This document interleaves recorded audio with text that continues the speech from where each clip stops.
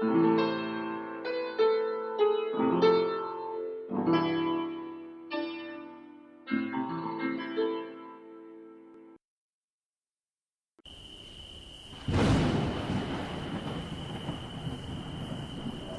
the rinded calf hath mewed.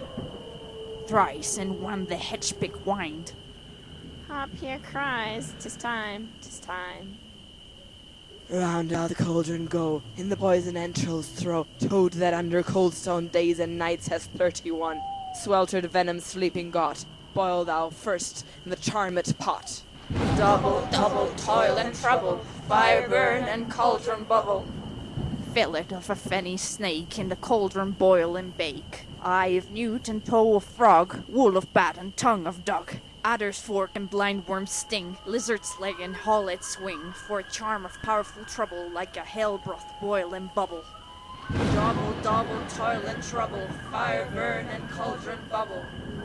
Scale of dragon, tooth of wolf, witch's mummy, maw and gulf of the ravened salt sea shark, root of hemlock digged in the dark, liver of blaspheming Jew, gall of goat and slips of ewe, slivered in the moon's eclipse, nose of Turk and Tartar's lips, finger of birth strangled babe, ditch delivered by a drab, make the gruel thick and slab, add thereto a tiger's tawdron for the ingredients of our cauldron. Double, double toil and trouble, fire burn and cauldron bubble. Cool it with a baboon's blood, then the charm's firm and good. Oh, well done. I commend your pains, and every one shall share the gains. And now above the cauldron sing live elves and fairies in a ring, enchanting all that you put in. By the pricking of my thumb, something wicked this way comes. Open locks, whoever knocks. How now, you secret black and midnight hacks? What is't you do? A deed without a name. I conjure you, by that which you profess. Howe'er you come to know it, answer me. Though you untie the winds and let them fight against the churches, though the yeasty waves confound and swallow navigation up, though bladed corn be lodged and trees blown down, though castles topple on their warders' heads, though palaces and pyramids do slope their heads to their foundations, though the treasure of nature's germ tumble all together even till destruction sicken, answer me to what I ask you. Speak. Demand. We'll answer. Say, if thou wouldst rather hear it from our mouths, or from our masters. Call him. Let me see him. Pour in so's blood that hath eaten her 9 furrow, grease that sweetened from the murderer's gibbet, throw into the flame. Come, high or low, thyself in office deftly show. Tell me, thou unknown path. He knows thy thought, hear his speech, but say thou not. Macbeth, Macbeth, Macbeth. Beware Macbeth, beware the theme of fight. This is enough. Whate'er thou art, for thy good caution, thanks. Thou hast harped my fear aright. But one word You more. will not be commanded. Here's another more potent than the first. Macbeth, Macbeth, Macbeth. Had I 3 ears, I'd hear. Be bloody, bold and resolute, loth to scorn the power of man, for none of woman born shall harm Macbeth. Then live, Macduff. What need I fear of thee? But yet I'll make assurance double sure, and take a bond of fate. Thou shalt not live, that I may tell pale-hearted fear it lies, and sleep in spite of thunder. What is this that rises like the issue of a king and wears upon his baby brow the round and top of sovereignty? Listen, but speak not to it. Ye lion metals proud and take no care, chafes with threats, or where conspirers are. Macbeth shall never vanquished be until great Burnham Wood to high Dunsinane Hill shall come against him. That will never be. Who can impress the forest, bed the tree and fix his earth-bound root? Sweet boatman's good, rebellious dead, rise never till the wood of Burnham rise, and our high-placed Macbeth shall live the lease of nature, pay his breath to time and mortal custom. Yet my heart throbs to know one thing. Tell me, if your art can tell so much, shall Banquo Sisio ever reign in this kingdom? Seek to know no more. I will be satisfied. Deny me this, and an eternal curse fall on you. Let me know. Why sings that cauldron, and what noise is this? Show. Show. Show. Show his eyes and grieve his heart. Come like shadows, so depart. Thou art too like the spirit of Banquo.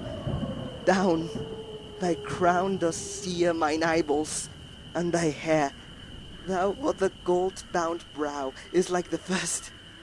A third is like the former. Filthy hags, why do you show me this? A fourth, starred eyes. What, will the line stretch out to the crack of doom? Another yet, a seventh.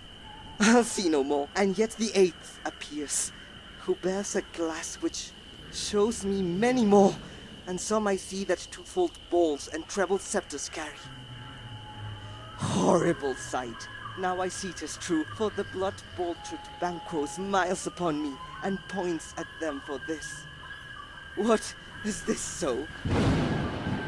Aye, sir, all this is so. Why stands Macbeth thus amazedly? Come, sisters, cheer we up as sprites and show the best of our delights. I'll charm the air to give a sound, while you perform your antic round, that this great king may kindly say, our duties did his welcome pay.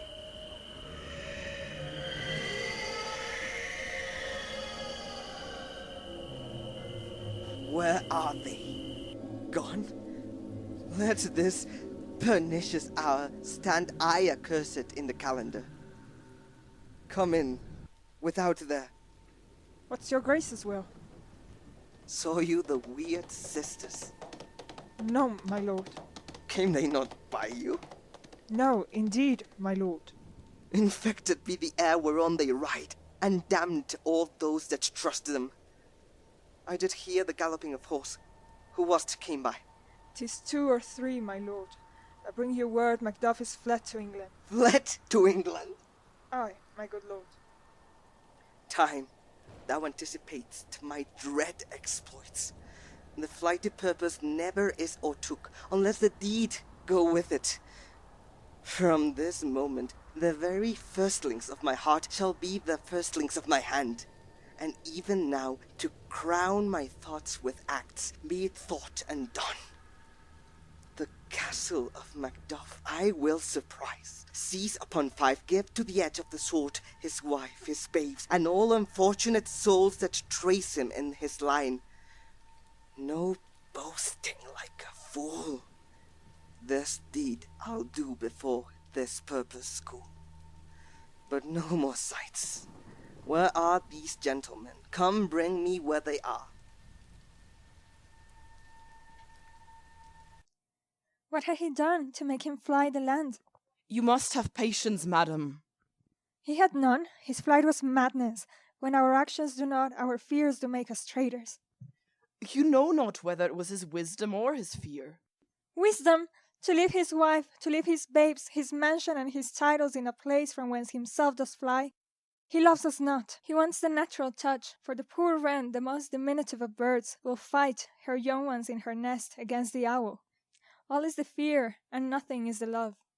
As little is the wisdom where the flight so runs against all reason. My dearest coz, I pray you school yourself. But for your husband, he is noble, wise, judicious, and best knows the fits of the season. I dare not speak much further, but cruel are the times when we are traitors and do not know ourselves, when we hold rumour from what we fear, yet know not what we fear, but float upon a wild and violent sea each way and move. I take my leave of you, shall not be long, but I'll be here again. Things at the worst will cease, or else climb upward to what they were before. My pretty cousin, blessing upon you. Fathered he is, and yet he's fatherless. I am so much a fool. Should I stay longer, it would be my disgrace and your discomfort. I take my leave at once. Sarah, your father's dead. And what will you do now? How will you live? As birds do, mother. What, with worms and flies? With what I get. And so do they. Poor bird, thou'st never feared the net nor line, the pitfall nor the gin. Why should I, mother? Poor birds they are not set for. My father is not dead, for all your saying. Yes, he is dead. How wilt thou do for a father? Nay, how will you do for a husband? Why, I can buy me 20 at any market. Then you'll buy 'em to sell 'em again. Thou speakst with all thy wit, and yet, I faith, with wit enough for thee. Was my father a traitor, mother? Aye, he was. What is a traitor? Why, one that swears and lies. And be all traitors that do so? Every one that does so is a traitor, and must be hanged. And must they all be hanged that swear and lie? Every one. Who must hang them? Why, the honest men. Then the liars and swearers are fools, for there are liars and swearers who know to beat the honest men, and hang up them. Now, God help thee, poor monkey. But how wilt thou do for a father? If he were dead, you'll weep for him. If you would not, it were a good sign that I should quickly have a new father. Poor prattler, how thou talk'st! Bless you, fair dame, I am not to you known, though in your state of honour I am perfect. I doubt some danger does approach you nearly. If you will take a homely man's advice, be not found here, hence with your little ones. To fright you thus, methinks, I am too savage. To do worse to you were fell cruelty, which is too nigh your person. Heaven preserve you! I dare abide no longer. Whither should I fly? I have done no harm. But I remember now I am in this earthly world, where to do harm is often laudable, to do good sometime accounted dangerous folly. Why then, alas, do I put up that womanly defense to say I have done no harm?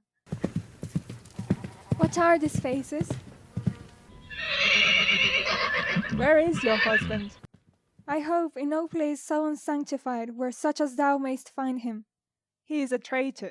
Thou liest, thou shag-haired villain. What, you egg? Young fry of treachery. He has killed me, mother. Run away, I pray you. Murderer! Murderer! Let us seek out some desolate shade, and there weep our sad bosoms empty. Let us rather hold fast the mortal sword, and like good men, bestride our downfall and burst them. Each new morn new widows howl, new orphans cry, new sorrows strike heaven on the face, that it resounds as if it felt with Scotland, and yelled out like syllable of joy. What I believe, I'll wail, what know, believe, and what I can redress, as I shall find the time to, friend, I will. What you have spoke, it may be so perchance. This tyrant, whose soul name blisters our tongues, was once thought honest. You have loved him well. He hath not touched you yet. I am young, but something you may deserve of him through me, and wisdom to offer up a weak, poor, innocent lamb to appease an angry God. I am not treacherous. But Macbeth is. A good and virtuous nature may recoil in an imperial charge, but I shall crave your pardon. That which you are, my thoughts cannot transpose. Angels are bright still, though the brightest fell. Though all things foul would wear the brows of grace, yet grace must still look so. I have lost my hope. Perchance even there, where I did find my doubts. Why, in that rawness left you wife and child, those precious motives, those strong knots of love, without leave-taking? I pray you, let not my jealousies be your dishonours, but mine own safeties. You may be rightly just, whatever I shall think. Bleed, bleed, poor country. Great tyranny, lay thou thy bases shore. For goodness dare not check thee. Wear thou thy wrongs, the title is afeard. Fare thee well, lord. I would not be the villain that thou think'st, for the whole space that's in the tyrant's grasp, and the rich is to boot. Be not offended. I speak not as an absolute fear of you. I think our country sinks beneath the yoke. It weeps, it bleeds, and each new day a gash is added to her wounds. I think, withal, there would be hands uplifted in my right, and here, from gracious England, have I offer of goodly thousands.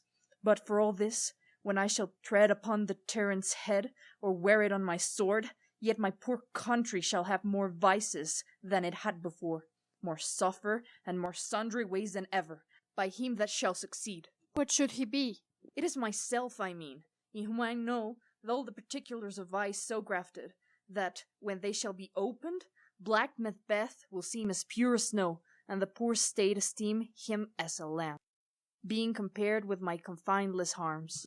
Not in the legions of horrid hell can come a devil more damned in evils to top Macbeth. I grant him bloody, luxurious, avaricious, false, deceitful, sodden, malicious, smacking of every sin that has a name. But there's no bottom, none, in my voluptuousness. Your wives, your daughters, your matrons, and your maids could not fill up the cistern of my lust. And my desire all continent impediments would overbear that did oppose my will. Better Macbeth than such an one to reign. Boundless intemperance in nature is a tyranny. It hath been the untimely emptying of the happy throne and fall of many kings. But fear not yet to take upon you what is yours. You may convey your pleasures in a spacious plenty, and yet seem cold, the time you may so hoodwink. We have willing dames enough. There cannot be that vulture in you to devour so many as will to greatness dedicate themselves, finding it so inclined. With this there grows in my most ill-composed affection such a stanchless avarice that, were I king, I should cut off the nobles for their lands, desire his jewels and this other's house, and my more having would be as a sauce, to make me hunger more, that I should forge quarrels unjust against the good and loyal, destroying them for wealth. This avarice sticks deeper, grows with more pernicious root than summer-seeming lust, and it hath been the sword of our slain kings. Yet do not fear, Scotland hath poisons to fill up your will of your mere own. All these are portable with other graces weight. But I have none. The king becoming graces, as justice, verity, temperance, stableness, bounty, perseverance, mercy, lowliness, devotion, patience, courage, fortitude. I have no relish of them, but abound in the division of each several crime, acting it many ways. Nay, had I power, I should pour the sweet milk of concord into hell, uproar the universal peace, confound all unity on earth. O Scotland, Scotland! If such a one be fit to govern, speak. I am as I have spoken. Fit to govern? No, not to live. O nation miserable, with an entitled tyrant bloody sceptred, when shalt thou see thy wholesome days again, since that the truest issue of thy throne by his own interdiction stands accursed, and does blaspheme his breed? Thy royal father was a most sainted king. The queen that bore thee, oftener upon her knees than on her feet, died every day she lived. Fare thee well. These evils thou repeat'st upon thyself have banished me from Scotland. O my breast, thy hope ends here. Macduff, this noble passion, child of integrity, hath from my soul whipped the black scruples, reconciled my thoughts to thy good truth and honor. Devilish Macbeth, by many of these trains hath sought to win me into his power, and modest wisdom plucks me from over credulous haste. But God above deal between thee and me, for even now I put myself to thy direction, and unspeak mine own detraction. Here abjure the taints and blames I laid upon myself, for strangers to my nature. I am yet unknown to woman, never was forsworn, scarcely have coveted what was mine own. At no time broke my faith, would not betray the devil to his fellow, and delight no less in truth than life. My first false speaking was this upon myself: what I am truly is thine and my poor country's to command. Whither, indeed, before thy here approach, old Seward, with 10,000 warlike men already at a point, was setting forth. Now we'll together, and the chance of goodness be like our warranted quarrel. Why are you silent? Such welcome and unwelcome things at once 'tis hard to reconcile. Well, more anon. Comes the king forth, I pray you? Aye, sir. There are a crew of wretched souls that stay his cure. Their malady convinces the great essay of art. But at his touch such sanctity hath heaven given his hand. they presently amend. I thank you, doctor. What's the disease he means?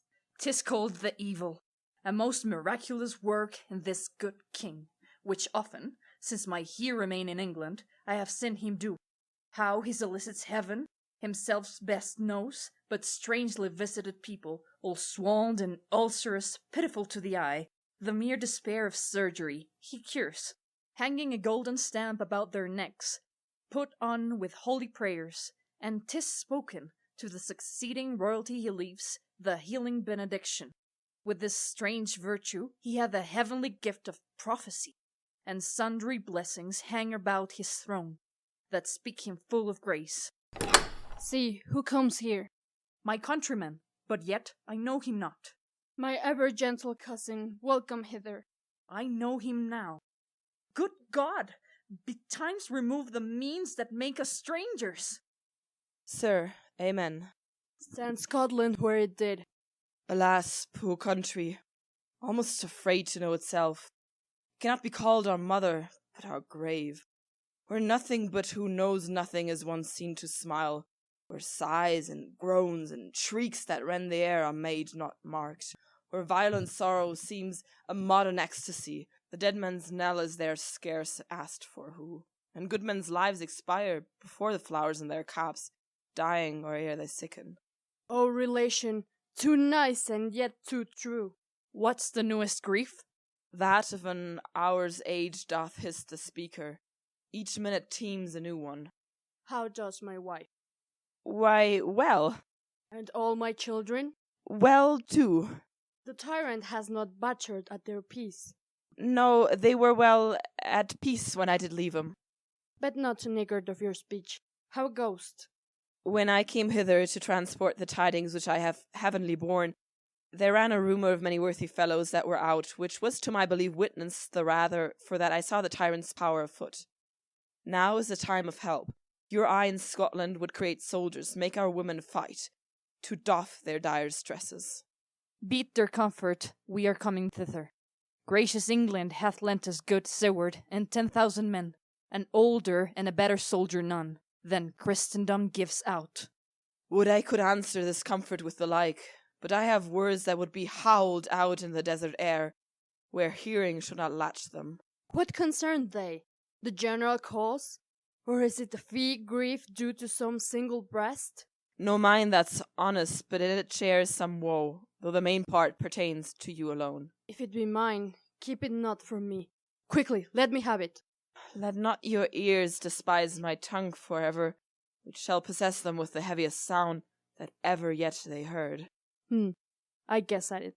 Your castle is surprised, your wife and babes savagely slaughtered.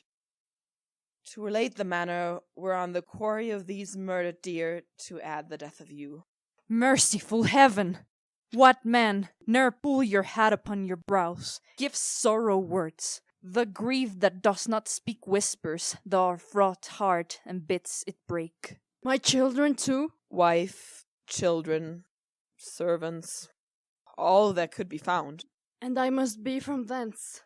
My wife killed too. I have said. Be comforted. Let's make us medicines of our great revenge to cure this deadly grief. He has no children. All my pretty ones? Did you say all?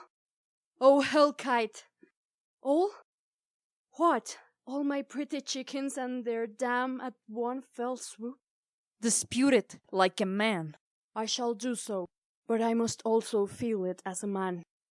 I cannot but remember such things that were most precious to me. Did heaven look on, and would not take their part? Sinful Macduff, they were all struck for thee. Not that I am, not for their own demerits, but for mine, fell slaughter on their souls. Heaven rest them now. Be this the whetstone of your sword. Let grief convert to anger. Blunt not the heart, enrage it. Oh, I could play the woman with mine eyes, and braggart with my tongue. But gentle heavens, cut short all intermission. Front to front bring thou this fiend of Scotland and myself within my sword's length, set him. If he escape, heaven forgive him too. This tune goes manly. Come, go we to the king. Our power is ready. Our lack is nothing but our leave. Macbeth is ripe for shaking, and the powers above put on their instruments. Receive what cheer you may. The night is long that never finds the day.